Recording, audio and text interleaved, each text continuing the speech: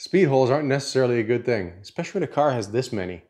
Hey, what's up guys? Nick here at iNVisionPrototypes. A good friend of mine asked me to help him out slow this little 1980 Fiat Spider down a little bit. These two speed holes are actually recommended for proper engine performance. Your car won't run right if we fill these in, so we're going to leave these alone. And this hole here, we're going to leave that alone as well. We need that for the shifter. It's this area and through here on the driver's side floor pan. That's kind of questionable. Looks kind of like Swiss cheese. And same on the passenger side. Except that one extends up along the passenger side inner rocker. You can see he brought the car in on a little trailer that he built, and it actually doubles as a workstation because you can take on this side here, pull those pins. He's got a diagonal bar that clips in. He's got a strap. He can hook that up to a ceiling and tilt the car up on this side so he can go in and work on the driver's side.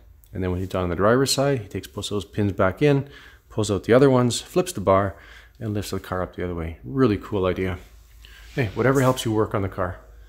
And he's been busy stripping the paint off and detailing the engine bay, cleaning all that up. He's primered everything. But when it came to replacing the floors, he needed a little bit of help. Now you saw those panels over there. He's actually fabricated those by watching our videos. He watched our video and then just tried shaping the metal. And he did a really good job. Because this is the driver's side here. That's going to go in right there. And he stretched all that out by hand. Just hammered it out. And they fit quite well. We're not changing the entire floor. We didn't want that. We just needed some holes plugged. Like I said, to slow this car down. It's just too fast. Made him new seat rails. He's got that panel there, which is right there. This rail on this side, he's got that done. And he's got this little panel that goes in. Kind of like that there. Overall, the car is in really good shape. All these little holes, he wants that all filled in. These here, nice factory options so you don't bump yourself when you're cruising around. You know, the G-forces pulling you from side to side protects your shoulder. The rear trunk area is really good shape. No rust anywhere.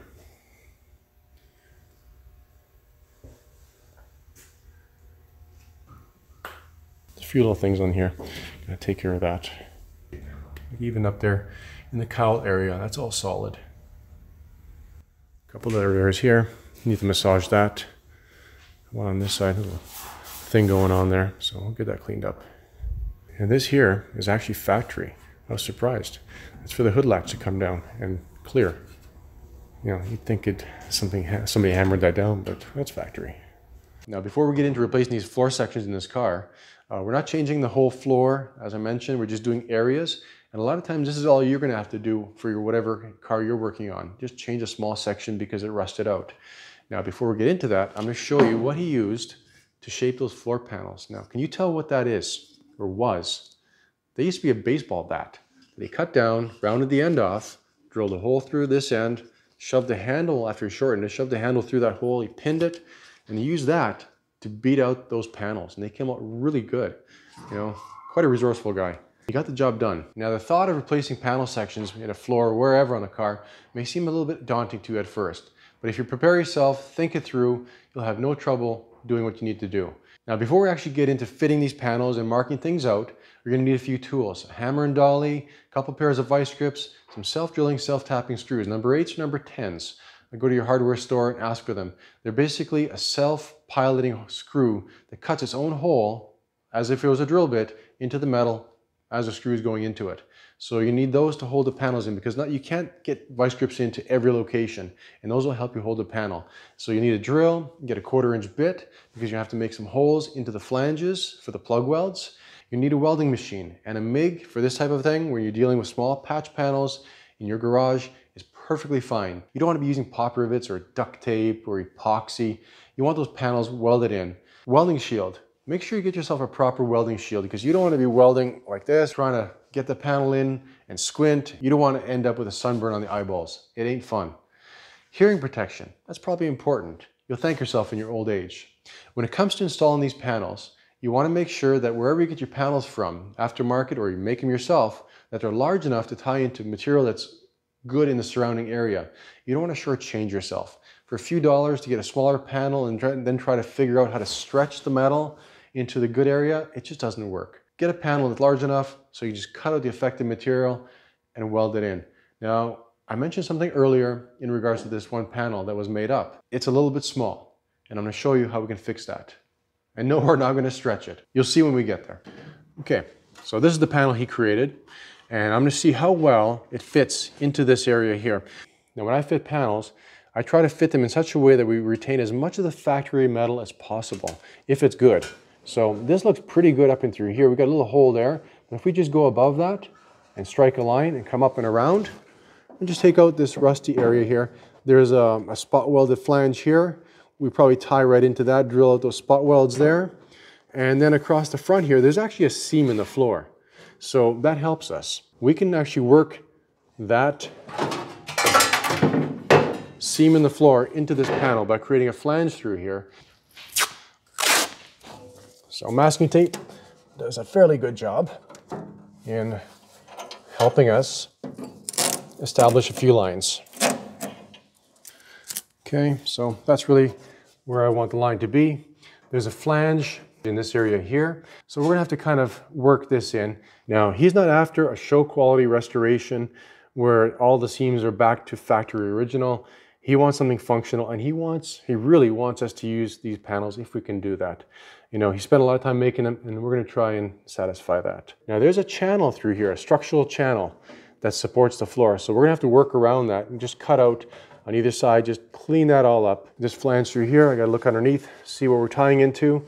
There's actually a box member right through here, which ends right here, which is actually gonna help us in fixing all this up. But right now, I'm just gonna take a zip blade, cut down through here, and just take out this rust affected area.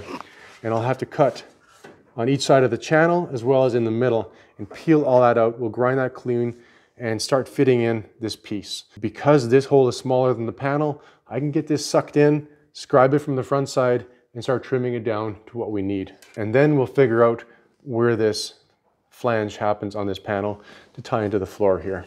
One other thing you might want to add is a grinder, an angle grinder with a zip blade, or you can use a Sawzall. So instead of trying to guess from the top side where that flange for the box member here ends, I'm going to come in from the underside, cut through, and start pulling out the rust affected material.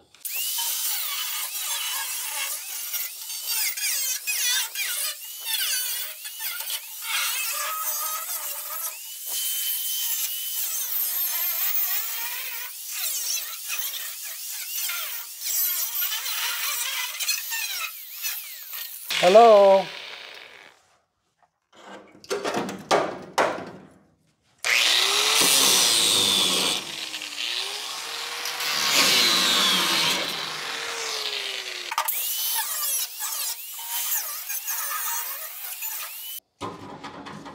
So there we go. All that's opened up.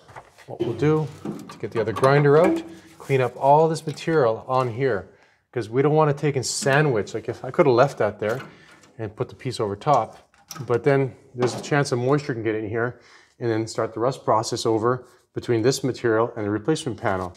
So what we'll do is grind that out. We'll take and blow that out nice and clean, spray paint with a little bit of weld-through primer, lay our panel on top of that. So I've got a chisel here and try and peel off this material. Look at that. It's going to take a few minutes to clean all this stuff up, then I'll bring you guys in when we're ready to start fitting in the new panel.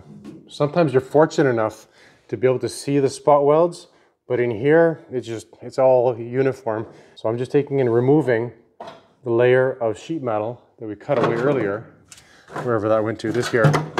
So I'm just basically taking and removing that layer. I'm not grinding down into the structure.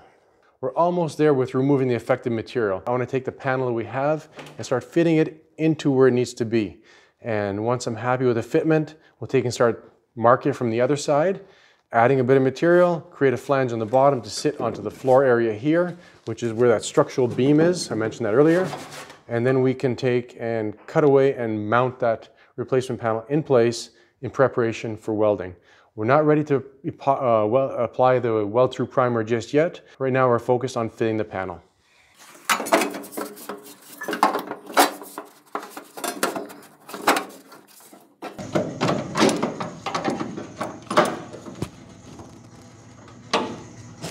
Can't really see what I'm pinching, but I'm pinching something.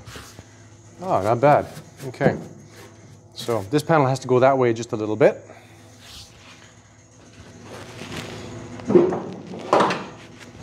Sometimes it helps to have more than one person working here.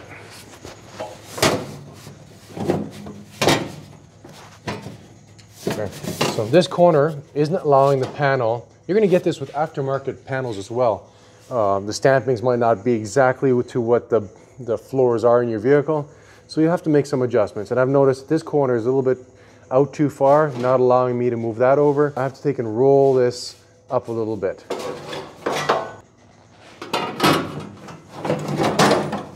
Okay, that fits in there much better. So I basically went over to the vise, used it as an anvil, and took the flat face hammer here and just rolled that over. See, that radius comes in almost where it needs to. Very good. Okay, we'll keep drifting around. What I'm going to do is I'm going to put a screw in through here just temporarily to hold things in place. And this is what I was talking about for a self-drilling, self-tapping screw. Okay, this is number 10. You see it's got kind of a drill bit on the end, and it cuts its own hole, allowing the screw to come down and bite in. So we're going to get one of them in place.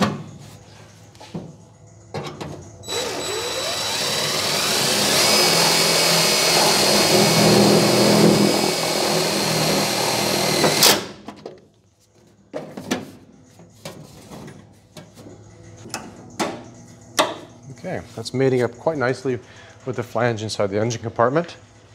And that rolled up a little bit. We can take and roll that back down. But for a handmade, homemade panel, that's quite nice.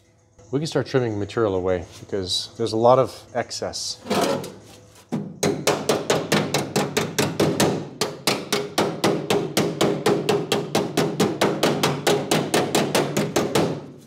Okay, very good.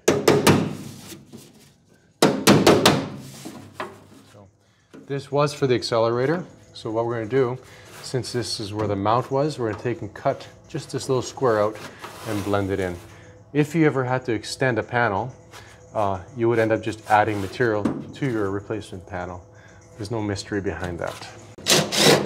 See how well this one screw held the panel in place? It allowed me to climb around, scribe everything from the other side. See, those are all the marks we need. Now if we cut it off here, we're going to have a panel that falls through that hole. So we're going to have to add a little bit of material. Now along the bottom, I'm actually going to take and bend it to create a kind of a step to tie in with this piece here. So we'll have a kind of a flange that ties in with the structure. And this here, now I can't cut that off because this is all perforated still, so I'm just slipping from underneath, cut out the rusted area, and then take and rescribe this to make sure it matches up nicely. You might fit a panel 10 times before it fits exactly the way you want it to fit. But once it fits, it'll fit like a glove. So there you go. We can take and cut away this top area above this green line. We can also take and cut away the material through here. But we're going to create a flange first to tie in to the floor here. Now we're going to have to create some holes through here with the drill, so that we can take and weld through this panel and catch that structural member there. So I'm just going to check a few things. We can cut away some of this. We don't need that full leg there. This is where the underside of the metal is, which is that edge there. Cut that off there, just a little bit. You want to minimize how much overlap you have. 1/2 inch, 5/8 is plenty of material to overlap and capture the two pieces. Now when it comes to cutting the material away, the excess material, you can use a pair of aviation tin snips. This is 18 gauge, so if you have a small piece to make, it's not too bad. But if you cut a lot of this all day long, your arms do take a toll. So you can use something along the lines of this electric shear here and just buzz right through that.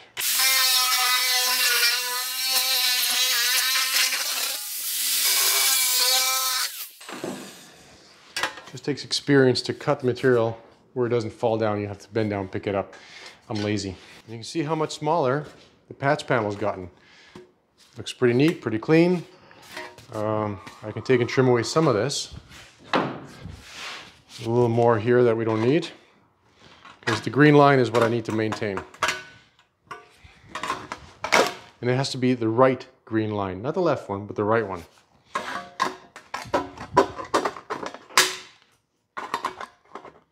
That's it. I've been talking about this bottom flange tying into the floor area. What we're going to do, creates a little bit of strength, eliminates a little bit of the waviness in the panel. Just going to scribe a line. Use a pair of duckbill pliers is what I call them. I'm sure there's a less technical name for them. And we're going to create an offset in this panel so it mates up with that one. And what I want to do is I want to bend this leg up and then down. So I make kind of a Z pattern. I can use my tipping wheel for this, but most guys don't have tipping wheels. But almost everybody can get a pair of these. And you can go around corners, just like that. Right there. So I've got my first bend up. Now I'm going to step back a little bit from that first bend line and just tweak it down. And what that does, or what that will do, is create a small step in the panel. So we can take this panel now and rest it on top of what's in the car on the floor, and we'll have a nice, consistent joint between the two pieces. You can touch it up a little bit. Sometimes you want to have a larger step. I don't want too big of a step.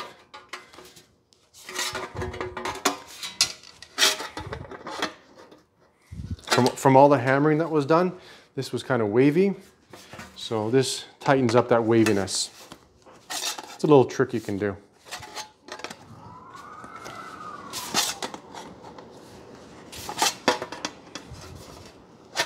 Okay, that's going to be it.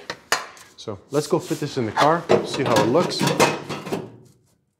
Okay. Almost dead on. So that's got to roll down in the front. This has to come down in the back a little bit, so we'll tap all that down in a moment.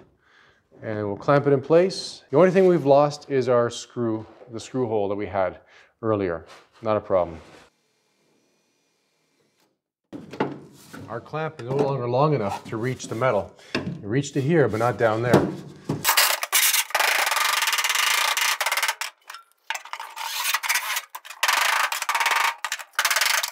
Now everything's falling into place really nice here, but there's a little line through here. We had this flange that came down, and kind of one of those things where I want to see that line from this flange continue all the way down.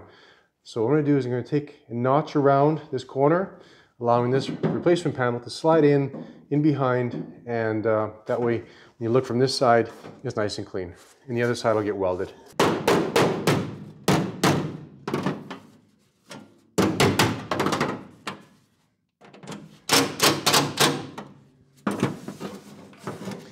And that's it. So this flange is kind of kicked up at the moment. That's why you can see into there.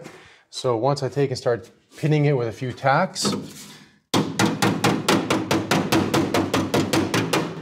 probably get a screw in there, pull that in.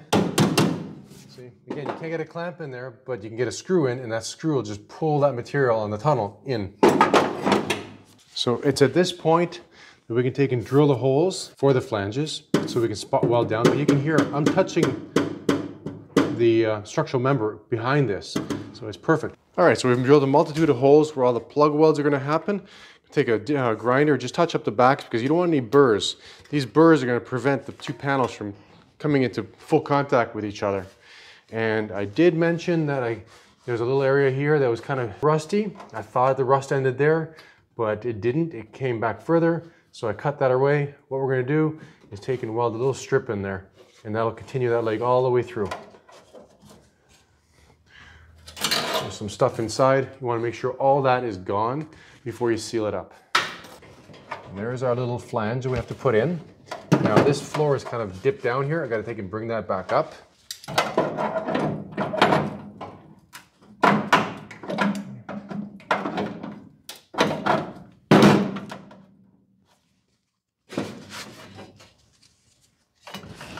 going to sit right in there just like that. And we'll take and throw a clamp on here, hopefully. Very good. So now we can take and weld that little piece in, prime everything, put this patch panel in, weld it all up.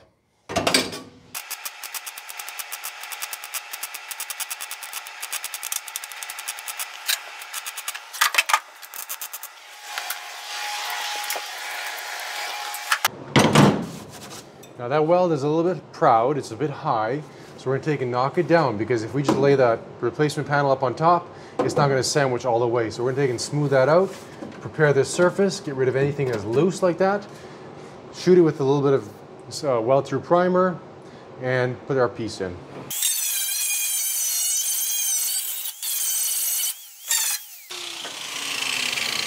Okay, that's looking good.